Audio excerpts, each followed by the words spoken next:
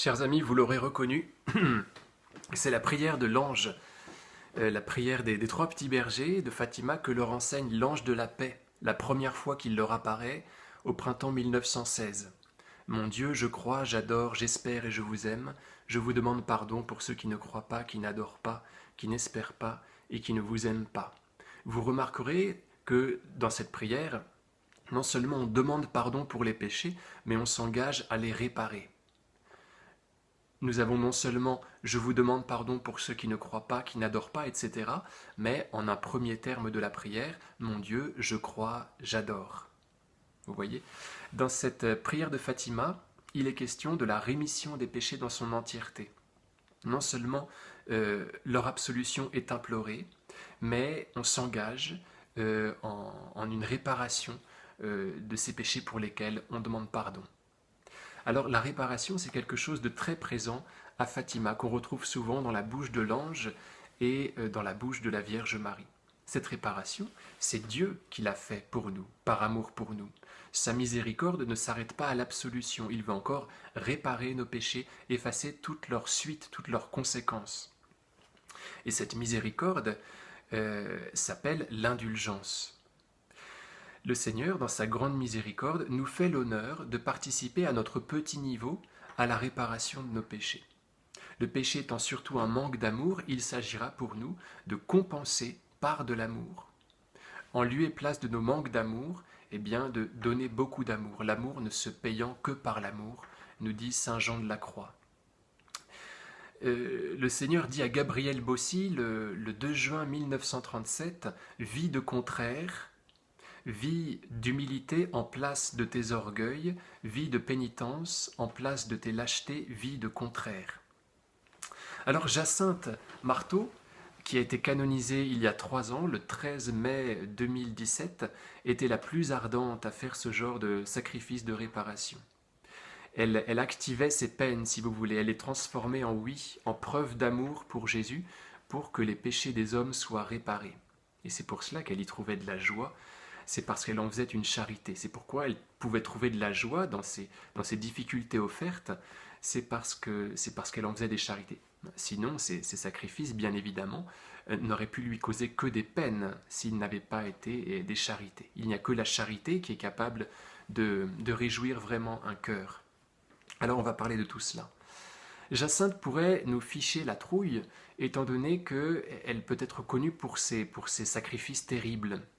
Et on sait qu'elle est morte toute seule à l'hôpital, et cela est particulièrement terrible. Dans le 2e hôpital qui l'a hébergée, elle avait contracté la grippe espagnole, comme beaucoup de gens à cette époque-là.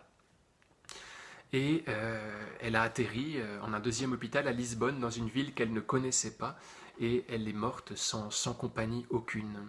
La Sainte Vierge, selon sa promesse, est venue la chercher, est venue réparer cet isolement par sa présence maternelle. Donc, tout cela pour vous dire que Jacinthe, on pourrait la trouver loin de nous, on pourrait la trouver lointaine, et c'est pourquoi en un premier temps, je vais vous montrer qu'elle nous ressemble, en ce sens qu'elle a des défauts, et puis en cet autre sens-là qu'elle aimait beaucoup danser, elle aimait beaucoup la fête. Alors, je vais vous lire ce livre un petit peu. Lucie raconte Fatima. Donc vous savez que Jacinthe voit la Sainte Vierge aux côtés de son frère. C'est avec son frère François et avec sa cousine Lucie qu'elle voit la Sainte Vierge. Et ensuite Lucie, qui survit à ses 2 petits cousins très longtemps, raconte les apparitions et parle de ces 2 petits cousins en détail. Alors vous allez voir qu'elle était très, très humaine, cette petite fille-là, très mignonne.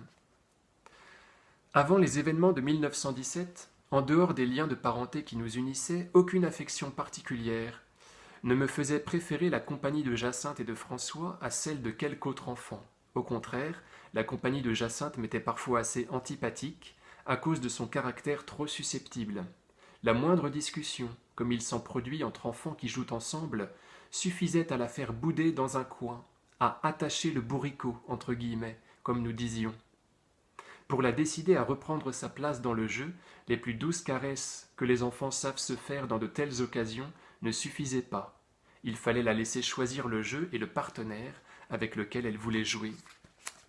Cependant, elle avait déjà bon cœur, et le bon Dieu l'avait douée d'un caractère doux et tendre, qui la rendait aimable et attirante en même temps.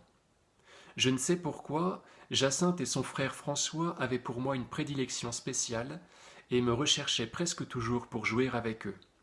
Ils n'aimaient pas la compagnie des autres enfants, et me demandaient sans cesse d'aller avec eux, près d'un puits que mes parents possédaient au fond du terrain attenant à la maison. Là, Jacinthe choisissait les jeux. Ses jeux préférés étaient, presque toujours, le jeu des cailloux et le jeu des boutons, auxquels nous jouions, assis sur le puits couvert de larges dalles, à l'ombre d'un olivier et de 2 pruniers. À l'occasion de ce dernier jeu, je me suis trouvé souvent bien affligé parce que, lorsqu'on nous appelait pour manger, je n'avais plus de boutons à mes vêtements. Jacinthe les avait gagnés à son habitude, ce qui suffisait à me faire gronder par ma mère. J'étais obligé de les recoudre au plus vite, mais comment le faire sans que Jacinthe me les rende? Et ce n'était pas facile, car, outre son défaut d'être boudeuse, elle tenait aussi à ce qu'elle avait. Elle voulait garder les boutons pour le jeu suivant, pour ne pas avoir à découdre les siens. Ce n'est qu'en la menaçant de ne plus jouer avec elle que je parvenais à reprendre mes boutons. Donc vous voyez, ça c'est le côté chippie de Jacinthe. Un autre passage qui nous la fera trouver très mignonne. Jacinthe aimait beaucoup prendre les petits moutons blancs, s'asseoir en les mettant sur ses genoux, les embrasser, et le soir, elle les portait dans ses bras pour qu'ils ne se fatiguent pas. Un jour, en revenant à la maison, elle se mit au milieu du troupeau. Je lui demandai, Jacinthe, pourquoi marches-tu ainsi au milieu des brebis? Pour faire comme notre Seigneur sur l'image qu'on m'a donnée. Il est ainsi, au milieu de beaucoup de brebis, et il en a une dans ses bras. Voilà, c'est très mignon. Alors, au moment de la 4e apparition, ils ne sont pas au rendez-vous de la Sainte Vierge, le 13 août 1917, puisqu'on les a mis en prison pour les intimider. Et on les intimida tellement que François crut qu'ils allaient bientôt partir au paradis. Alors, ils sont jetés au milieu d'autres prisonniers. C'est assez terrifiant. Et voilà comment tournent les choses. Vous allez voir que Jacinthe est encore particulièrement mignonne. Il y avait un des prisonniers qui savait jouer de l'accordéon. Ils se mirent alors, pour nous distraire, à jouer et à chanter. Ils nous demandèrent si nous savions danser. Nous leur dîmes que nous savions danser le fandango et le vira. Jacinthe se mit à danser avec un pauvre voleur, qui, la voyant si petite, finit par danser en la tenant dans ses bras. Plaise à Dieu que Notre-Dame ait eu compassion de son âme et l'ait convertie.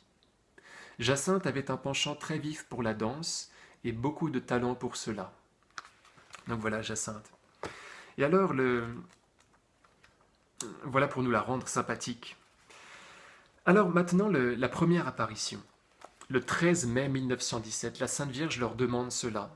Voulez-vous vous offrir à Dieu pour supporter toutes les souffrances qu'il voudra vous envoyer en acte de réparation pour les péchés par lesquels il est offensé et de supplication pour la conversion des pécheurs? Les petits bergers, oui, nous voulons bien. Alors est-ce que cela signifie que Jacinthe va quitter sa joie, qu'il en est fini de la joie de Jacinthe? Non, bien au contraire, elle va trouver, comme je vous disais, de la joie dans ses sacrifices. Parce qu'ils sont des charités. Ils procurent, d'après ce que dit la Vierge Marie, un bien, celui de la conversion des pécheurs. Et donc elle s'active à cette charité qui la réjouit véritablement. Alors, un autre petit passage où il est question de la charité de Jacinthe.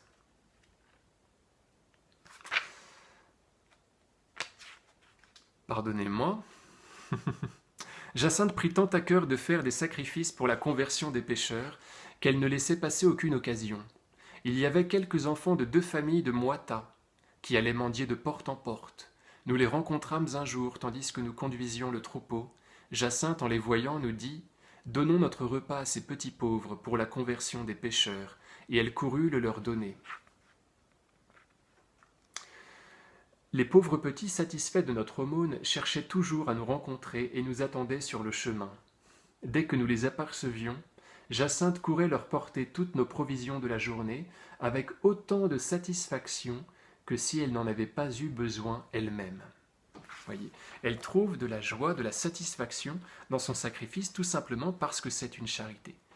Alors là, il y a cette charité concrète du nourrissement des pauvres, mais il y a aussi celle promise par la Sainte Vierge de la conversion des pécheurs, de la réparation des péchés qu'ils ont pu commettre. Et donc, cette charité, bien évidemment, comme toute charité, procure de la joie. Donc, chers amis, il y a là une très bonne nouvelle dans le message de Fatima. Nous pouvons faire de nos galères des charités. Nous pouvons en faire des oui. Nous pouvons les coller, nos galères, à celles du Christ. Nous pouvons les coller à la croix du Christ pour qu'elles acquièrent une valeur de rédemption, pour qu'elles procurent le salut du monde. Vous savez que Jésus, par son obéissance douloureuse, a couvert toutes nos désobéissances. Il nous a sauvés par sa souffrance, on pourrait dire. Et Saint Jean-Paul II nous enseigne dans la lettre apostolique Salvifici Doloris au numéro 20 qu'il a ouvert sa souffrance à l'homme. Donc il nous permet, si vous voulez, de joindre nos souffrances aux siennes pour qu'elles acquièrent cette même puissance de rédemption. Donc n'oublions pas de faire de toutes nos croix des oui. Alors c'est pas facile, bien souvent nous les repoussons et le Seigneur nous comprend très bien. Mais vous voyez, au moins lui en parler, lui demander de les porter à notre place. Et cela vaut pour offrande. Voilà, n'oublions pas d'offrir aussi les croix de nos amis, de tous ceux qui ont du mal à les porter, de tous ceux qui sont écrasés par elles. N'oublions pas que nous devons les secourir concrètement et aussi par notre prière. Demandons à Jacinthe de nous aider en cela, de nous réjouir, de nous faire trouver une joie en cela. Un dernier petit mot sur la communion réparatrice. Voilà ce qui répare le plus le cœur de Jésus, c'est la communion. La Vierge Marie va enseigner à la cousine Lucie, le 10 décembre 1925, qu'on répare les offenses qui sont faites à son propre cœur, tout simplement par la communion. Par la communion, donc les premiers samedis du mois, 5 premiers samedis du mois de suite, si on communie, si on se confesse, si on dit le chapelet, si on tient 15 minutes compagnie à la Vierge Marie, alors on répare son cœur. Vous voyez que la réparation est faite de communion, ça c'est très important, puisque le Seigneur est avant tout offensé de notre séparation de lui, du fait que nous nous éloignions de lui. C'est pourquoi ce qui répare, ce qui vient le soigner, c'est notre communion à lui. Vous voyez ? Donc dans notre réparation, il y a ces petits sacrifices, ces petites peines que nous pouvons offrir. Le Seigneur attend surtout que nous lui tenions, attend aussi que nous lui tenions compagnie, vous voyez, dans une conversation continuelle. C'est ainsi que nous le consolons, en entrant en communion, en cette communion qui est appelée réparatrice à Fatima. Voilà, bonne fête de Fatima et à très bientôt.